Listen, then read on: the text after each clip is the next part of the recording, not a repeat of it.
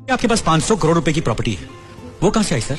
Camera बंद कर, camera बंद कर। वो आपने गिफ्ट रिसीव किए तकरीबन 31 मिलियन के।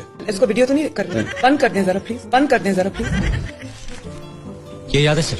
हाँ देखा है कहीं। She declared the same BMW in her wealth statement in the next year 2012-2013 as well.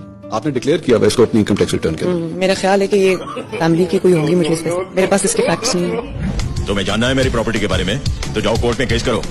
सब बकवास है। उसके बाद मेरे पास वैसे कभी BMW नहीं, मेरे पास इसके फैक्ट्स नहीं है। नहीं मेरे पास है ही नहीं डिटेल, मुझे पता ही नहीं। जनता से ज्यादा आपको अपनी कुर्सी प्यारी है ना? क्या?